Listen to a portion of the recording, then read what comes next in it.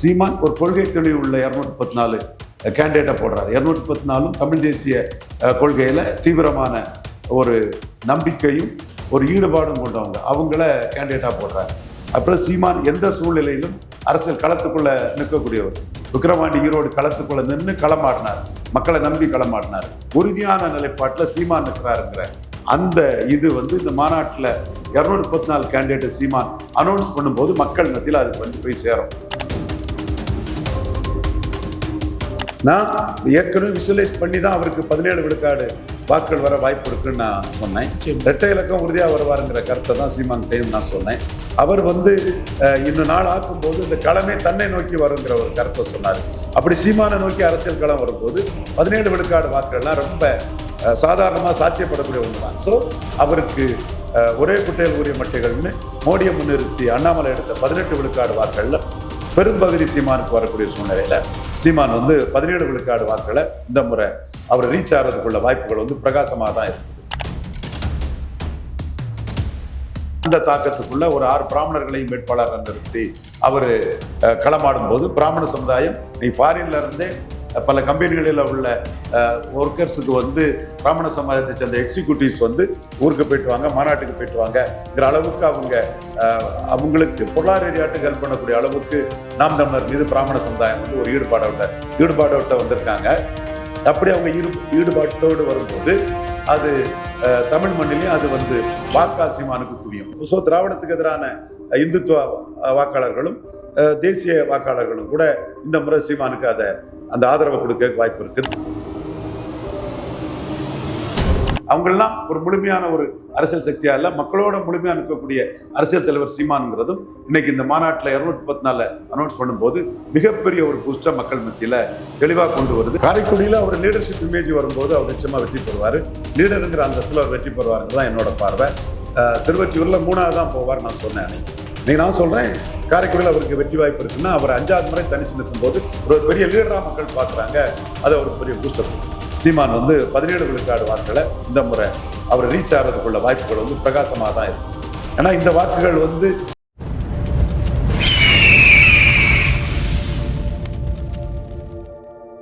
அரசியல் கருத நேயர்களுக்கு வணக்கம். என்று நம்மோது இணையும் சிறப்பு தான் அரசியல் தரவாய்வாளர் திரு ரவீந்திரன் துரைசாமி அவர்கள். வணக்கம் சார். வணக்கம். எப்படி இருக்கீங்க சார்? நல்லா இருக்கு சார். நாம் தமிழர் கட்சியோட மாற்றத்தை விரும்பும் மக்களின் மிகப்பெரிய எதிர்பார்ப்பு மத்தியில் ஒரு வரலாற்று சிறப்பு முக்கியமானதாக அமைந்திருக்கு. தேர்தலில் எந்த அளவுக்கு இது கை கொடுக்கணும்னு நினைக்கிறீங்க சார்? பெரிய அளவுக்கு கை கொடுக்கும். நாம் தமிழர் கட்சி தொடர்ந்து தனிச்சு போட்டியிடுறது மக்கள் மத்தியில் பெரிய நம்பிக்கை கொடுக்கும். அன்டெஸ்டட் நாட் ப்ரூவ்டு விஜய் பற்றி வரதெல்லாம் ஏட்டு சுரக்கா செய்திகள், கற்பனை செய்திகள், நிரூபிக்கப்படாத செய்திகள், பலரும் பலவிதமாக வரக்கூடிய கேசிய செய்திகள், காகித புலி செய்திகள். என்றாலும் அவர் ஒரு பிரபல நடிகர். அவருக்கு ஸ்டாலின், எடப்பாடி பழனிசாமி, சீமானோட அதிக கூட்டம் கூடுது. ஸோ அவர் இன்னைக்கு ஒரு அரசியல் களத்துக்குள்ளே வரார். அவர் 2024 கட்சி ஆரம்பிச்சுக்கிட்டு லெட்டர் பேடாக தான் இருந்தார். 39 கேண்டிடேட் இல்லாமல் வேட்பாளர் போட முடியல. யோசிச்சு பாருங்க, கமலஹாசன் 39 கேண்டிடேட்டு பார்லிமெண்ட்டுக்கே போட்டார். இவருக்கு ஏன் பார்லிமெண்ட்டுக்கு போட முடியல? பார்லிமெண்ட்டுக்கு வரும்போது இவர்கிட்ட கேண்டிடேட் கிடையாது. இவரையும் இவர் புஷி ஆனந்தியை தவிர்த்து வேறு யாராவது அன்னைக்கு இருந்தாங்களா? இல்லை. இவர் ரசிகர் மன்றத்தோட யாராவது இருந்தாங்களா? அது பிறகு கூட்டத்தை காட்டி செங்கோட்டையனை சேர்க்கிறாரு, கூப்பா கிருஷ்ணனை சேர்க்கிறாரு. கூப்பா கிருஷ்ணன் ஒரு எம்பி கேண்டிடேட்டு, செங்கோட்டையன் ஒரு எம்பி கேண்டிடேட்டு, ஆதவர்ஜனா அவருக்கு ஒரு அந்தஸ்தை கொடுத்துடலாம், நிர்மல்குமார், இப்படி ஆட்களை கூட்டத்தை சேர்த்து ஸ்டெப் பை ஸ்டெப்பாக ஒரு கூட்டம் சேர்க்கக்கூடிய ஆளுன்னு ஆட்களை சேர்க்கிறார். கொள்கையும் கிடையாது, ஒரு கோட்பாடும் கிடையாது. அந்தந்த கட்சியில் இருந்தக்கூடிய கட்சி மாரங்களோட கைலாங்கடையாக அவர் சேர்த்துட்டு இருக்கிறாரு. இவரை சீமான் கூட கம்பேர் பண்ணுறது சீமானுக்கு பெரிய பூஸ்டை கொடுக்கும். சீமான் ஒரு கொள்கை தெளிவு உள்ள 234 கேண்டிடேட்டை போடுறாரு. 234 தமிழ் தேசிய கொள்கையில் தீவிரமான ஒரு நம்பிக்கையும் ஒரு ஈடுபாடும் கொண்டவங்க, அவங்கள கேண்டிடேட்டாக போடுறாரு. விஜயால் 39 கேண்டிடேட் போட முடியல. கட்சி ஆரம்பிச்சுட்டு லெட்டர் பேடாக இருந்தார். அப்புறம் சீமான் எந்த சூழ்நிலையிலும் அரசியல் களத்துக்குள்ள நிற்கக்கூடியவர். விக்கிரவாண்டி ஈரோடு களத்துக்குள்ள நின்று களமாடினார், மக்களை நம்பி களமாடினார். விஜய் மக்களை நம்பி களமாடாம கமலஹாசன் தினகரன் மாதிரி கமலஹாசன் 2.0 வாட்டு அவங்க எப்படி நாங்குநேரி, விக்கிரவாண்டி, வெள்ளூர்ல நிற்கலையோ அதே மாதிரி விஜயும் ஈரோடு கிழக்கு விக்கிரவாண்டியில் நிற்கல. அப்போ இந்த கம்பேரிசனுங்கிறது சீமான் தனித்து போட்டிங்கிறத ஒரு தவமாவே வச்சு 5வது முறை உண்மையாட்டு உறுதியாட்டு தனிச்சு போட்டியிடுறாரு. விஜயை பொறுத்த அளவில் கடைபிடித்தேன் கொள்வார் இல்லைங்கிற கதையாட்டு கூட்டணிக்கு வேற ஆள் இல்லாம தனிச்சு போட்டியிட முடியாம மன்றத்தை சேர்ந்தவங்க ஒரு 50 கேண்டிடேட்டு, செங்கோட்டையன் ஒரு 50 கேண்டிடேட்டு, சசிகலா வந்தா ஒரு 30 கேண்டிடேட்டு, ராமதாஸ் வந்தா 30 கேண்டிடேட்டு, மீதி கேண்டிடேட் எப்படியாவது கஷ்டப்பட்டு இவங்களா ஏதாவது ஒரு ஜாதி சங்கத்துக்காரங்களை கட்சி ஆரம்பிக்க சொல்லி அந்த கட்சிக்கு சீட்டு, இந்த மாதிரி தினகரன் மாதிரி கமலஹாசன் மாதிரி ஒரு தன்மையில விஜய் நிற்கிறாரு, உறுதியான நிலைப்பாட்டில் சீமான் நிற்கிறாருங்கிற அந்த இது இந்த மாநாட்டில் 234 கேண்டிடேட் சீமான் அனௌன்ஸ் பண்ணும்போது மக்கள் மத்தியில் அது பண்ணி போய் சேரும். அப்போ மக்கள் அதை ஒப்பிட்டு பார்ப்பான். உறுதியான நிலைப்பாடு கொண்ட சீமானும் சந்தர்ப்பவாத சுயநலவாத வெறும் பாப்புலாரிட்டியை மட்டும் வச்சுக்கிட்டு அமைப்பு பலம் இல்லாம போடுறதுக்கு கேண்டிடேட் இல்லாம நீ வாரியா நான் வாரியான்னு கூவி அழைச்சி யாரும் வராத பரிதாப நிலையில இருக்கக்கூடிய வேற வழி இல்லாம தனிச்சு நிற்க முடியாம திரட்டிருக்கக்கூடிய விஜயையும் சீமானையும் கம்பேர் போது சீமானுக்கு பாப்புலாரிட்டி ஏறும், சீமானுக்கு செல்வாக்கு உயரும். இந்த மாநாட்டில் 214 அனௌன்ஸ் பண்ணும்போது சீமான் தான் உறுதியான தலைவர், early bird will catch the பிளேன்னு ஆரம்பத்திலே 214 போட்டுடுறாரு. ஆளுங்கட்சி ஆட்சியில் இருக்கக்கூடிய ஸ்டாலின் இன்னும் போடல, அவர் இன்னும் கூட்டணி அவங்க கூட்டணியா நின்றுருவாங்க. பட் கூட்டணிக்கு குழு அமைச்சு இன்னும் பேச்சுவார்த்தைலாம் நடத்தல. எடப்பாடி பழனிசாமி மக்களவை தேர்தலில் ஒரு நிலைப்பாடு எடுத்தார். பாஜகவும் காங்கிரஸும் தமிழ்நாட்டுக்கு தேவையில்லாத கட்சிகள், தமிழர் நலனுக்கு எதிரான கட்சிகள் அப்படின்னு தமிழர் உரிமைக்கு இவங்க இது பண்ண மாட்டாங்க, மத்திய அரசு நிதி தராது தமிழகத்துக்கெல்லாம் ஒரு நிலைப்பாட்டை எடுத்தாரு. அதுல தோல்விக்கு பிறகு மன உறுதியற்றவராட்டு தன் லீடர்ஷிப் தன்மையை இழந்து பாஜகவோட ஒரு கூட்டணி வச்சிருக்கிறார். சீமான் 2024 எடுத்த அதே நிலைப்பாட்டே 26ல் நிற்கிறாருங்கிறதும், எடப்பாடி பழனிசாமி விக்கிரவாண்டியில் ஈரோடு கிழக்குல நிற்காத போதும் அவங்கெல்லாம் ஒரு முழுமையான ஒரு அரசியல் சக்தியா இல்ல, மக்களோட முழுமையா நிற்கக்கூடிய அரசியல் தலைவர் சீமான்ங்கிறதும் இன்னைக்கு இந்த மாநாட்டில் 214 அனௌன்ஸ் பண்ணும்போது மிகப்பெரிய ஒரு பூஸ்டா மக்கள் மத்தியில தெளிவாக கொண்டு வருது. 5வது முறை தனிச்சு போட்டியிடுங்கிற போது நோட்டுக்கு சீட்டுக்கும் விலை போகாம தன் கொள்கையில சமரசம் பண்ணாம ஒரு லட்சிய உறுதியோட நிற்கிறாரு சீமான்ங்கிறது அனைத்து தரப்பு மக்கள் மத்தியிலும் சீமான் மீது கூடுதல் நம்பிக்கையும் ஒரு ஆதரவு வளையத்தையும் நிச்சயமாக.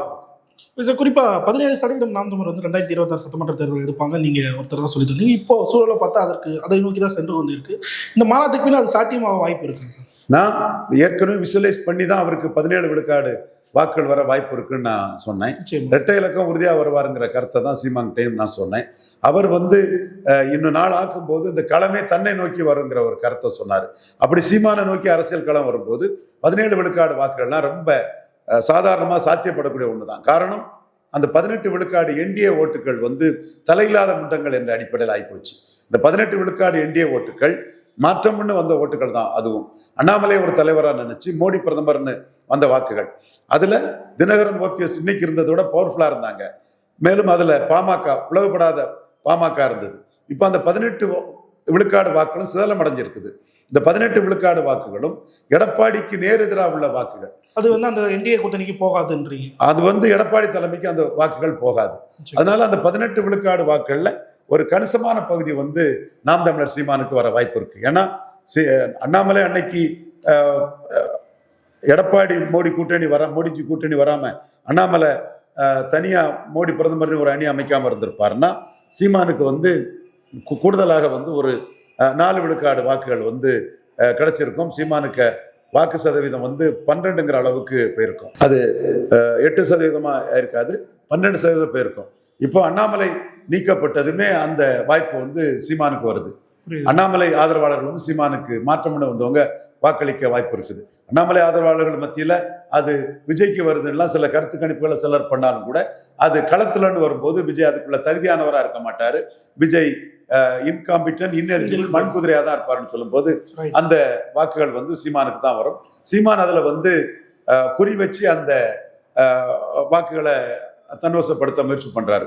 குறிப்பா அதுல முக்குலத்தோர்கள் எடப்பாடிக்கு எதிராக இருப்பாருங்கிறத தெரிஞ்சே அவரு அந்த திருப்போணம் கூட்டத்துல உடநாடு கொலையை பற்றி பேசும்போது பெரிய அளவு முக்குலத்துறை இளைஞர்கள் மத்தியில் ஒரு கைத்தட்டு கிடைச்சதுல இருந்து அவர் எடப்பாடிக்கு ஆதரவா தினகரன் ஓபிஎஸ்க்கு விழுந்த வாக்குகள் விழாதுங்கிறத புரிஞ்சுக்கிட்டே தன் களத்தை செம்மையா அமைச்சு அதுல செயல்படுறாரு. அதே மாதிரி தேவேந்திர குல வேளாளர்களோட பட்டியல் வெளியேற்றத்துக்கு ஆதரவான வாக்குகள் அமைன்னு சொல்லும் போது அது இந்த முறை சட்டமன்ற தேர்தலில் பாஜக நோக்கி நகராது, மோடியை நோக்கி நகர்ந்த வாக்குகள் வந்து இன்னைக்கு சீமானை நோக்கி நகருங்கிற அந்த எண்ண ஓட்டம், ஒரே குட்டையில் ஊறிய மட்டைகள்ங்கிற லெவல்ல இந்த நாடார்கள் ஓட்டு மோடி தலைமைக்கு விழுந்த வாக்குகள் சீமானுக்கு வருங்கிற எதிர்பார்ப்பு. இதையும் தாண்டி பிராமண சமுதாய வாக்குகள் வந்து பெரியார் மண்ணா பெரியாரை மண்ணாங்கிற அந்த அந்த தாக்கத்துக்குள்ள ஒரு 6 பிராமணர்களையும் வேட்பாளரை நிறுத்தி அவர் களமாடும் போது பிராமண சமுதாயம் நீ ஃபாரின்ல இருந்தே பல கம்பெனிகளில் உள்ள ஒர்க்கர்ஸுக்கு வந்து பிராமண சமுதாயத்தை சேர்ந்த எக்ஸிக்யூட்டிவ்ஸ் வந்து ஊருக்கு போயிட்டு வாங்க, மாநாட்டுக்கு போயிட்டு வாங்கங்கிற அளவுக்கு அவங்களுக்கு பொருளாதார ரீதியாட்டு ஹெல்ப் பண்ணக்கூடிய அளவுக்கு நாம் தமிழர் மீது பிராமண சமுதாயம் வந்து ஒரு ஈடுபாடோட்ட வந்திருக்காங்க. அப்படி அவங்க ஈடுபாட்டோடு வரும்போது அது தமிழ் மண்ணிலையும் அது வந்து வாக்கா சீமானுக்கு குவியும். இந்த வாக்கு வந்து மோடி பிரதமர் விழுந்த வாக்குகள். ஸோ இவை வந்து எடப்பாடி பழனிசாமியை வந்து 24 மோடியை ஏமாத்தினவருங்கிற அடிப்படையிலையும் அண்ணாமலையை அவர் கலத்தி விட்டவருங்கிற அடிப்படையிலையும் அந்த வாக்குகள் வந்து சீமானுக்கு தான் அதிக அளவில் வர்றதுக்கான சாத்தியக்கூறுகள் இருக்குது. ஸோ இது எல்லாமே புரிஞ்சுக்கிட்டு தான் சீமான் பட்டேலுக்குள்ள புகழ் என் பாட்டம் வாவுசிக்கா இல்லை, பாரதியாருக்கு பாடுறதுனா, வாவுசிக்கு பாடுறதுனா, தேவருக்கு பாடுற ரத்னாவுக்கு ரத்னாங்கிற மாதிரிலாம் அவர் அந்த மக்கள் உணர்வை தெரிஞ்சுதான் அந்த களத்துக்குள்ள நிற்கிறாரு. ஸோ அவருக்கு ஒரே குட்டையில் ஊறிய மட்டைகள்னு மோடியை முன்னிறுத்தி அண்ணாமலை எடுத்த 18 விழுக்காடு வாக்குகள்ல பெரும்பகுதி சீமானுக்கு வரக்கூடிய சூழ்நிலையில சீமான் வந்து 17 விழுக்காடு வாக்குகளை இந்த முறை அவர் ரீச் ஆகிறதுக்குள்ள வாய்ப்புகள் வந்து பிரகாசமாக தான் இருக்குது. ஏன்னா இந்த வாக்குகள் வந்து ஒரு பொது பார்வையில ஒரு விஜய் இருக்கிறாருங்க பாருல, விஜய்க்கு போகுதுங்கிற மாதிரி பெற்ற ஒரு தோற்றம் கருத்து கணிப்பாளர்களால் கொடுக்கப்பட்டாலும் தோற்றம் மட்டும்தான் தோற்றம் கொடுக்கப்பட்டாலும் களம் வரும்போது களத்துக்குள்ள நாம் தமிழர் வேட்பாளர்கள் வந்து கொள்கை உறுதியோடு இந்த மக்களை அணுகுடைய போது விஜய்க்கு வந்த இமேஜினரி ஓட்ஸ், ஆஸ்பிரேஷனல் ஓட்ஸ் எல்லாம் சீமானுக்கு ரியல் ஓட்ஸா வந்து விழும். இப்படிதான் கமல்ஹாசனுக்கு இமேஜினரி ஓட்ஸ் எல்லாம் சீமானுக்கு ரியல் ஓட்ஸா விழுந்தது. இப்போ கடந்த முறை கூட பரப்பன அக்ரகார சிறையில் சசிகலாவை கொல்ல சதின்னு சீமான் சொல்லும் போது தினகரனுக்கு விழ வேண்டிய வாக்குகள்லாம் சீமானுக்கு வந்து விழுந்தது. அதே சூழல் தான் இன்னைக்கு விஜய் சீமான் கம்பேரிசன் சீமானுக்கு வந்து ஒரு பெரிய பூஸ்டர் கொடுக்கும். குறிப்பாக இந்த மாநாட்டில் 2 லட்சம் இருக்கைகள் வந்து போடப்பட்டிருக்கு. நீங்கள் வந்து 5 கொள்கை தலைவரை தான் வச்சு முன்னிறுத்துறீங்க, நாங்கள் வந்து 400க்கும் மேற்பட்ட கொள்கை தலைவர் வந்து முன்னிறுத்தோம் அப்படின்ற ஒரு விஷயத்தை வந்து நோக்கி போகிறாங்க. எந்த அளவுக்கு இந்த மாநாடு வந்து நாம் தமிழருக்கும் சரி அரசியல் களத்தில் முக்கியத்துவம் வாய்ந்தது அவங்களுக்கு அமையுது சார்? நாம் தமிழர் திமுக அண்ணா திமுகவுக்கு மாற்றாட்டு திராவிடமா தமிழ் தேசியமான தான் நிற்கிறாங்க. அதில் அவங்க ஈரோடு கிழக்கில் அவங்களுக்கு இயற்கையாட்டே ஒரு வாய்ப்பு அதில் கிடைச்சிது. ஸ்டாலினா சீமானாங்கிற ஒரு களம் 30 நாள் ஓடிச்சு. அந்த களத்துக்குள்ள வராத காங்கிரஸை கூட இன்னைக்கு மறைமுகமாக அடிக்காரு. காங்கிரஸ் கட்சி அந்த களத்துக்குள்ள வந்திருக்கணும். இன்னைக்கு மாணிக் சாகந்தர்லாம் வாய்க்கிலேயே பேசுறாரு. வெட்டி பேச்சு, வெறும் பேச்சு, போக்கத்த பேச்சு, வேலைக்காகாத பேச்சு. உண்மையிலே நீங்க உங்களுக்கு தெம்பு இருந்தா திராணி இருந்தா களத்தை விட்டுக்கூடிய கோழை நாய்கள்னு சீமான் ராகுல் காந்தியையும் மாணிக் தாகூரையும் இவர் பிரவீன் சக்கரவர்த்தியும் அடிக்கும் போது நீங்க அன்னைக்கே காங்கிரஸ் நின்று இருக்கணும் இல்ல ஈரோடு கிழக்குல. எங்க ஏன் ஓடினீங்க? களத்துக்குள்ள வராத விஜய் மாதிரி நீங்களும் களத்தை விட்டு ஓடணுங்க தானே. அப்ப களத்துக்குள்ள ஓடாதவன் வந்து வெறும் பேச்சு, வெத்து பேச்சு, வாய்ஜாலங்களை காட்டிட்டு இருக்கிறது தானே ராகுல் காந்திக்கு ஆதரவாளர் மாணிக் தாகூருக்கு வேலை. ஸோ சீமான் அன்னைக்கு களத்துக்குள்ள நின்னதுதான் சீமானுக்கு இன்னைக்கு பெரிய பிளஸ். வேற யாரும் களத்துக்குள்ள இல்லாத போது ஸ்டாலின் வர்சஸ் சீமானுங்கிற அந்த களம் ஈரோடு கிழக்குல அமைஞ்சது. ஈரோடு கிழக்குல அமைஞ்ச களத்துக்குள்ளதான் ஸ்டாலின் வந்து அருந்ததியர் வாக்குகள், நாயுடு சமூக வாக்குகள்லாம் 100 விழுக்காடு நாம் தமிழருக்கு எதிராக கன்சால்டேட் பண்ணாரு. இப்ப மீண்டும் அதை கன்சால்டேட் பண்ணும் விதமா தேமுதிக அவங்களும் ஒரு குறிப்பிடத்தக்க சக்தி, மற்ற பிரிவு மக்களும் அவங்கள்ட்ட இருக்கானாலும் கூட அந்த வாக்குகள் அந்த மண்டலத்துக்குள்ள 100 விழுக்காடு கன்சால்டேட் ஆகக்கூடிய அளவுக்கு நாயுடு பாலம், அருந்ததியர் உள்ஒதுக்கீட்டுல அருந்ததியர் மக்கள் நடந்த நன்மைகள் எல்லாமே ஸ்டாலின் சொல்லி அவங்கள முழுமையா அவங்க ஒருங்கிணைக்கிறாரு. அதுல வந்து சீமானுக்கு வந்து பறையர் தேவேந்திரர்கள் அங்க உள்ள பிறமொழி தமிழ் மொழி மக்கள் வாக்குகள் வந்து உயருது. ஸோ சீமானுக்கு பலம்ங்கிறது ஈரோடு கிழக்கு களத்துல பாஜக களத்தை விட்டு ஓடுனதும், அந்த களம் காங்கிரஸ் கை சின்னத்தில் நிற்க வேண்டியவங்க அவங்களும் களத்தை விட்டு ராகுல் காந்தி, மாணிக் தாகூர், பிரவீன் சக்கரவர்த்தி, எப்பா ராகுல் காந்தி, மாணிக் தாகூர், பிரவீன் சக்கரவர்த்தி களத்தை விட்டு ஏன்பா ஓடினீங்க? இவ்வளவுக்குள்ள வாய்களிங்க பேசுறீங்களே, உங்க இளங்கவன் சீட்டா நீங்களே நின்று இருக்கலாம் இல்ல, இவ்வளவுதானே உங்களோட வெத்து பேச்சு. ஸோ இதெல்லாம் மக்கள் மத்தியில களத்துக்குள்ள நிற்கிறது சீமான் தான் அவருக்கு பெரிய ஒரு ஆதரவு வளையத்தை திராவிடம் வர்சஸ் தமிழ் தேசியம்ங்கிறதுல கொடுக்கும். ஸோ திராவிடத்துக்கு எதிரான இந்துத்துவ வாக்காளர்களும் தேசிய வாக்காளர்களும் கூட இந்த முறை சீமானுக்கு அந்த ஆதரவை கொடுக்க வாய்ப்பு இருக்குது. விஜயை பொறுத்தளவுல அதுல களத்துக்குள்ள வராது தப்பு, கமல்ஹாசன் 2.0 இருந்தது தப்பு, பெரியார் மண்ணா பெரியாரே மண்ணாங்கும் போது ஒரு நிலைப்பாடு இல்லாம அவரும் பெரியார்கிட்ட சொல்லிக்கிட்டு இது பெரியார் மண்ணு தான் களத்துக்குள்ள வராதது விஜய்க்கு ஒரு வீக்னஸ் தான். இது குறிப்பாக காரைக்குடியில் சீமான் அவர்கள் நிற்பாருன்னு கிட்டத்தட்ட உறுதியான ஒரு தகவலாக இருக்குது. காரைக்குடி அவருக்கு சாதகமான சூழலாக இருக்கா சார்? காரைக்குடியில் அவர் லீடர்ஷிப் இமேஜ் வரும்போது அவர் நிச்சயமாக வெற்றி பெறுவார். லீடருங்கிற அந்தஸ்தில் அவர் வெற்றி பெறுவாருங்கிறது தான் என்னோட பார்வை. திருவொற்றியூரில் 3வது தான் போவார் நான் சொன்னேன் அன்னைக்கு. இன்னைக்கு நான் சொல்கிறேன் காரைக்குடியில் அவருக்கு வெற்றி வாய்ப்பு இருக்குன்னா அவர் 5வது முறை தனிச்சு நிற்கும்போது ஒரு பெரிய லீடராக மக்கள் பார்க்குறாங்க. அது அவருக்கு பெரிய பூஸ்டை கொடுக்கும். இது குறிப்பாக ஒரு விஷயத்தை வந்து சமீபத்தில் பார்க்க முடியுது. பிஎம்ஓக்கு ரவீந்திரன் துரைசாமி ஒரு மெசேஜ் வந்து அனுப்பியிருக்கிறதா அப்படின்னு சொல்லிட்டு ஒரு செய்தி வந்து பார்க்க முடியுது. விஜய் குறித்து என்ன நிலவரம் சார்? இல்லை, விஜய் குறித்து நான் பிஎம்ஓக்கு சொன்னது வந்து நான் இதில் செல்ஃப் ரியலைசேஷனோட சொல்கிறேன். மோடிக்கு எது நன்மையோ அதைத்தான் நான் சொல்கிறேங்கிறக்காக சொல்கிறேன். இதில் எனக்கு யார் மேலேயும் கோபமோ பொறாமையோ காழ்ப்புணர்ச்சியோ வெறுப்போ கிடையாது. எல்லாரையும் நான் நேசிக்கக்கூடியவன் தான். சகோதரி தமிழிசை எனக்கு ஒரு சகோதரி தான். நயனார் நாகேந்திரன் ஒரு சகோதரர் தான். அதில் அண்ணாமலை நான் இந்த ஹீரோவாட்டையே மதித்து பேசக்கூடியவன். வலதுசாரி யூடியூபர்ஸு ரங்கராஜ் பாண்டே என் தம்பி தான். எல்லாருமே நமக்கு வேண்டியவங்க தான். அன்பிற்கும் பாசத்துக்கும் உரியவங்க தான். அடிக்கடி நாம் சந்திக்கக்கூடியவங்க தான். மதிப்பு மரியாதையும் மிக்கவங்க தான். பட் கருத்தியல்ல வேறுபாடு நமக்கு வந்துட்டு. நயனார் நாகேந்திரன் விஜய் ரொம்ப பெருசாக பேசினார். ரொம்ப பெரிய பூஸ்டை கொடுத்தாரு. தமிழிசை காலையிலும் மாலையிலும் விஜயை பற்றி ரொம்ப பெருமையாக பேசிக்கிட்டு இருந்தார். பெரிய அளவில் அவர் புகழ்ந்து பேசினாப்புல. அதே மாதிரி இந்த களத்துக்குள்ள தம்பி ரங்கராஜ் பாண்டே பல நிரூபிக்காத விஜயை ஒரு அரசியல் சக்தியா, அது தப்பு தம்பி. அதனால தான் எனக்கு தம்பி மேல கோபம். மற்றபடி எனக்கு ரங்கராஜ் பாண்டே மேல எந்த கோபம் கிடையாது. தம்பிக்கு நான் வெல்விஷர் தான். என்னையும் அவனுக்கு தெரியும், அவனுக்கு என்னையும் தெரியும். பல நிரூபிக்காத விஜய்க்கு ஓட்டுன்னு சொன்ன போது தான் எனக்கு கோபம் வந்து அது தப்புங்கிறத நான் சுட்டி காட்டும் போது தான் விமர்சனங்களை வச்சேன். இப்படி எல்லாருமே ஆவுன்னு சொல்லும் போதும் கவர்னர் வந்து ரெஜிஸ்டர்ட் பார்ட்டிக்கே டீ பார்ட்டிக்கு அழைப்பு கொடுத்தாப்புல, மற்ற ரெஜிஸ்டர்ட் பார்ட்டிஸ்க்கெல்லாம் அழைப்பு கொடுக்கல. இவர் பெண்கள் பாதுகாப்புக்காக கவர்னர்கிட்ட வந்து மனுவை கொடுத்தாரு. வைஸ் பிரிவி செக்யூரிட்டி எல்லாம் அவருக்கு கிடைச்சிது. ஹேமாலினி கமிட்டி இவருக்காக அமைக்கப்பட்டது. இந்த அளவுக்கு மிகப்பெரிய ஒரு இது அவருக்கு கிடைச்ச போதிலும் கூட அவரை பாஜக ரொம்ப மதிக்கிறாருங்கிற அளவில் எல்லாரும் சொன்ன ஒரு சூழ்நிலையில நாம சொன்னோம் இவர் ஆபத்தானவர். இவர் வந்து நான் பாஜக இதுல தான் பேசுறேன், வெளிப்படையாக தான் சொல்றேன். மோடிஜி ஆதரவாளருங்கிறத வெளிப்படையாக சொல்லி தான் நான் பண்றேன். யாரையும் மறைச்சி எல்லாம் பொய்யாட்டோ புரட்டாட்டோ சொல்லலை. மோடிஜி 4வது முறை பிரதமராக வர்றதுக்கு நான் உழைக்கக்கூடியவன் தான். இந்தியா ஃபுல்லாக உழைச்சிக்கிட்டு இருக்கிறேன். என்னோட அரசியல் அறிவு, நாலேஜை, கான்டாக்டை பல ஆண்டுகளாக நான் மோடிக்காக பண்ணி கொடுத்துட்டு தான் இருக்கிறேன். அந்த வகையில் என்னோட பல கருத்துக்கள் மோடி நன்மைக்காக ஏற்றுக்கொள்ளப்பட்டிருக்குது. இவ்வளோ ஒரு கருத்தையும் மீறி நான் முன் வச்ச கருத்து என்னன்னா, விஜய் ஒரு அரசியல் சக்தியா 26ல் வந்தாருன்னா அவர் 29ல் ராகுல் காந்தி கூட தான் போவார். இதுதான் என்னோட கருத்து. மோடிஜி கிட்ட எல்லா டீட்டெயில்ஸையும் கொடுத்து இவரோட நடவடிக்கைகள், எடப்பாடி ஏமாத்தினது, சிஎம்மா சொல்றேன்னு வந்து சீமான்ட்ட ஏமாத்தி வேலையை காட்டினது எல்லாமே இவர் அந்த டைம் வரும்போது, அந்த டைம் அவருக்கு சிக்கல் வரும்போது அழுவாரு, கொஞ்சுவாரு, கூத்தாடுவாரு, காலில் விழுவாரு. ரஜினி கமலும் நிற்கும் போது புலிப்படம் தோல்வி அடைஞ்ச போது ரஜினிகாந்த் காலில் மட்டும் விழுந்துட்டு போனாரு. அதுக்கு பிறகு ஃப்ரீ ஆயிட்டாருன்னா திமிரை காட்டுவார். இது அவருக்கு பிறவி குணம். அப்போ இந்த குணம் கொண்ட ஒருத்தரை நம்ம வந்து விட்டு வைக்க கூடாது.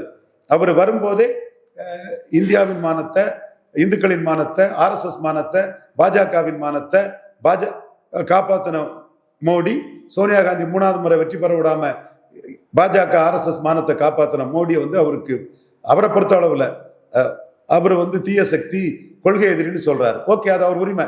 சீமான் கூட அதான் சொல்றாரு. திமுக, அண்ணா திமுக, காங்கிரஸ், பாஜகவின் ஊழல்கள், ஒட்டுணிகள், தொங்கு சதைகள்னு 4 பேரையும் தான் அடிக்கிறாரு. அதுல தப்பு இல்லை. மோடியை ஒருத்தர் எதிர்க்கிறாருங்கிறதுக்காகவே அவரை குறை சொல்ல முடியாது. அவருக்கு ஜனநாயக உரிமை. கம்யூனிஸ்ட் எதிர்க்கிறாங்க,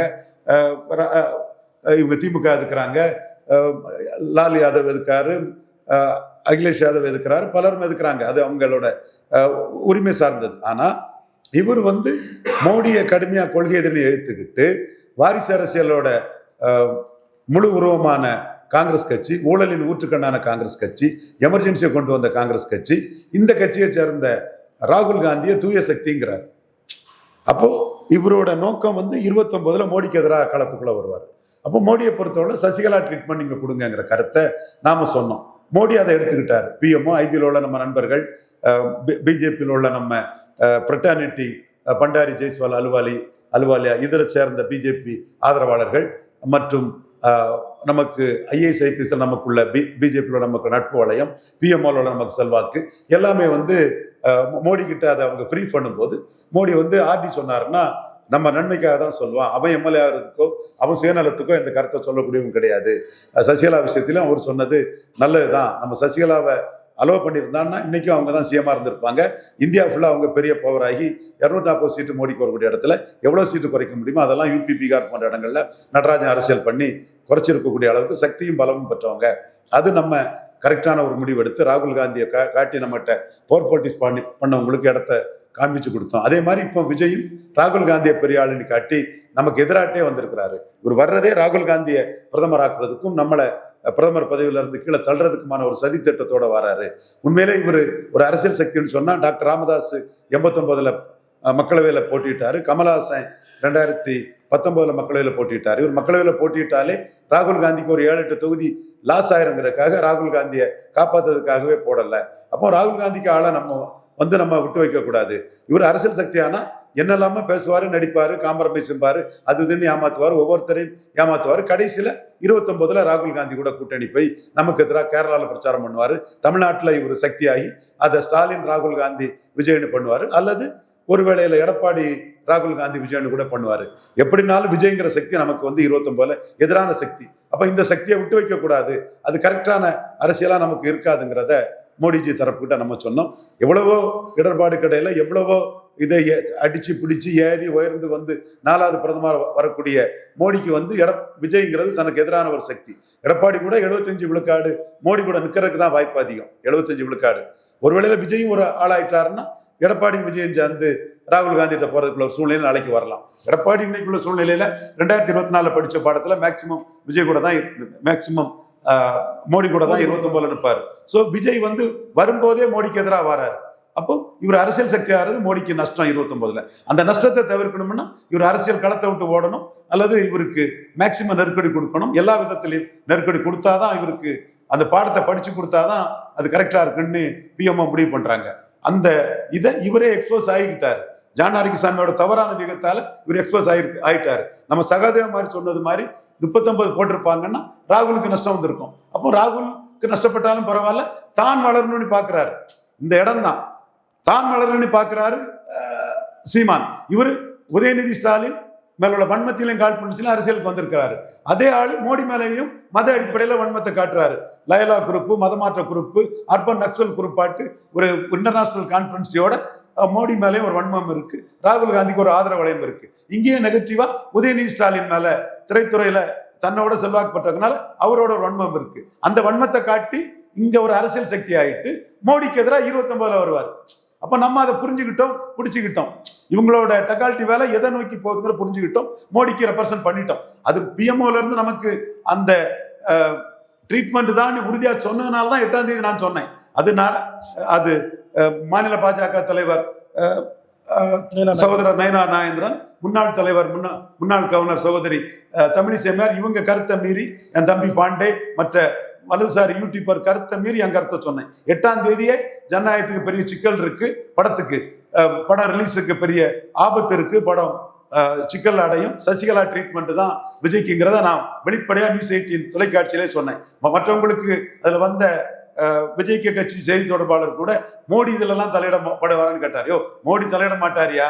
மோடிக்காக நாங்க தலையிட்டுட்டோம், நாங்க மோடி நன்மைக்கு இதை சொல்லிட்டோம், இது இப்படித்தான் என்னமோ போகுங்கிறத நாம அப்பவே அவரு டிபேட் முடிஞ்சதும் பிரதீப் ரங்கநாதன், பிரதீப் நினைக்கிறேன் அந்த தம்பி, அவர்கிட்ட நான் சொல்லிட்டு தான் வந்தேன். ஸோ அந்த தன்மையில தான் அவர் இன்னைக்கு ஜனநாயக படத்துக்கு பெரிய நெருக்கடியை சந்திக்கிறாரு. இதுல இவரோட கோழைத்தனம் வெளிப்பட்டுச்சு. அதுலதான் அடிபடுறாரு. Fortune favours the brave. Seeman என்னைய விசாரணை வந்தாலும் மத்திய அரசை எதிர்த்து போல்டா நின்னாரு. பரப்பன அக்ரஹார சிறையில் சசிகலாவை கொல்ல சதின்னு கூட சசிகலாவுக்கு ஆதரவா பேசி போல்டா நின்னாரு. அதனாலதான் சீமான் வளர்றாரு. இப்போ இவர் 2025 பட்ஜெட்டை பற்றி கருத்து சொன்னவர் 26ல கருத்து சொல்லல. நான் கூட இதை கண்டுபிடிக்கல. என்டிகே செய்தி தொடர்பாளர், இது ஊடக பேட்டிகளுக்கு வரக்கூடிய என்டிகே வேட்பாளர் தம்பி அபுபக்கர் தெளிவா ஊடகத்துல ஆதாரத்தோட காட்டிட்டான். அபுபக்கர் ஆதாரத்துக்கு முன்னாடி தாவேக்கா நிற்க முடியல. சோ இப்போ தாவேக்காவோட நிலைப்பாடு ஜனநாயக படத்துக்குள்ள சிக்கலால அவங்க மோடி கிட்ட சரண்டர் ஆகுறாங்கிறது தெரிய வருது. மோடி இந்த சரண்டரை ஏத்துக்க மாட்டாரு. ஏன்னா ரஜினிகால விழுந்துகிட்டு கமல்ஹாசன் அவமானப்படுத்திட்டு போனவர் ரஜினிக்கு எதிராட்டே தான் சூப்பர் ஸ்டார்ன்னு பொய்யாட்டு, உண்மையா சொன்னா தப்பு இல்லை, பொய்யாட்டு பிரச்சாரங்களை முன்னெடுத்தவர். அதே மாதிரி இப்ப தன்னை காப்பாத்துறதுக்கு மோடி கிட்ட காம்ப்ரமைஸ் 29 ராகுல் காந்தி கிட்ட போய் நிற்பாரு. சோ இவர் அரசியல் சக்தியா வர விடாம காலி பண்ணதுதான் மோடிக்கு நல்லதுங்கிறது கருத்து தெளிவா இருக்குது. அதன் அடிப்படையில தான் காய்கள் நகருது. இந்த இதுல இவரு பயந்துட்டாரு, சல்காயிட்டாரு, அவரு களத்துக்குள்ள அவர் ஒரு கோழைத்தனம் ஆயிட்டாருங்கிறத அபுபக்கர் என்டிகே செய்தி தொடர்பாளர் வேட்பாளர் தம்பி 25ல் இவர் பட்ஜெட்டை பற்றி எதிர்த்து பேசினவர் இப்ப பட்ஜெட்டை பற்றி பேச முடியாத வாயிருந்தும் ஊமையாட்டு பின்னங்கால் பரண்டி பெற ஓடக்கூடியவரை ஆயிட்டாருங்கிறது தெரிய வருது. தெருவில் உள்ள ஹீரோயின்கள் எல்லாம் எனக்கு கேள்விப்பட்டவர்கள் சிரிக்கிறாங்களாம், இப்படி இவருக்கெல்லாம் எதுக்கு கட்சின்னு. மற்ற சக ஹீரோக்கள்லாம் சந்தோஷப்பட்டு சிரிக்காங்களாம். ஒவ்வொரு இதுவும் இவ்வளவுக்குள்ள ஆட்களை போட்டு இது பண்ணுவெல்லாம் என்னன்னு மற்ற ஹீரோஸ் எல்லாம் சிரிக்கிறாங்களாம். துணை நடிகர்கள், வசனகர்த்தாக்கள், பாடலாசிரியர்கள், டைரக்டர்கள் எல்லாமே திரையுலகமே இவ்வளவுக்குள்ள கோழையான ஒரு ஆளுக்கு எதுக்கையா அரசியல் கட்சி, அது சீமான மாதிரி போடலான்னு கைகொட்டி சிரிக்கிறாங்க. அது அதெல்லாம் உடனடிச்ச ஹீரோயின்களுக்கே இவரை கண்டா நக்கலா இருக்கான். இப்போ அந்த மாதிரிப்பட்ட நிலைமையில 25ல் பட்ஜெட்டை எதிர்த்து பேசினவர் ஜனநாயக படத்துக்கு கிடைச்ச ட்ரீட்மெண்ட்ல 26ல் பட்ஜெட்டை பற்றி பேச முடியாம ஒரு சரண்டர் பார்ட்டியா இருக்கிறாரு. இதெல்லாம் அவருக்கு இமேஜை ரொம்ப பாதிக்கும். மக்கள் மத்தியில் அவரோட ரசிகர்களே ஐயோ என்னையா இவருன்னு பேசக்கூடிய அளவுக்கு வந்துடும். அதை சமாளிக்கிறதுக்கு இன்னைக்கு அருண்ராஜ் எங்களுக்கு அழுத்தம் வருதுன்னு. என்னையா அழுத்தம்? மோடி பக்கத்துல இருக்கிறாரு மத்திய இணையமைச்சர் எல் முருகன், பவர்ஃபுல்லா இருக்காரு. அவர் சொல்றாரு 1 விழுக்காடு ஓட்டை எடுத்துட்டு நீ பேசுன்னு சொன்னாருன்னா உன்னை கூட்டணிக்காக கூப்பிடுறாரு எல் முருகன். கூப்பிட்டாங்க, நயனார் கூப்பிட்டாரு, தமிழிசை கூப்பிட்டாரு, எல்லாரும் கூப்பிட்டாங்க. நான் மறுக்க வரல, அது உண்மைதான். ரங்கராஜ் பாண்டே தம்பி கூப்பிட்டாப்புல. இப்போ இந்த இன்ஃபர்மேஷன் ப்ராட்காஸ்டிங் இந்த துறையில இருக்கக்கூடிய எல் முருகனுக்கு என்ன நடக்குன்னு தெரியுது. 1 விழுக்காடு ஓட்டை எடுத்துட்டு பேச ஆளாட்டுன்னு ஓங்கி அடிக்கிறாரு. அப்போ அழுத்தம் கொடுக்குறாங்க, அது கொடுக்குறாங்களா இல்ல, உங்களுக்கு சசிகலா ட்ரீட்மெண்ட் கொடுக்க தயாராயிட்டாங்க, முடிஞ்சா சந்திங்க, அல்லது இந்த மாதிரி கோலத்தனமா அபுபக்கர் போன்றவங்கள்ட்ட நக்கல் நையாளிகளுக்கு ஆட்பட்டு பரிதாபமா நின்னுங்க. பல்லருக்கு தெளிவாக நேரத்தில்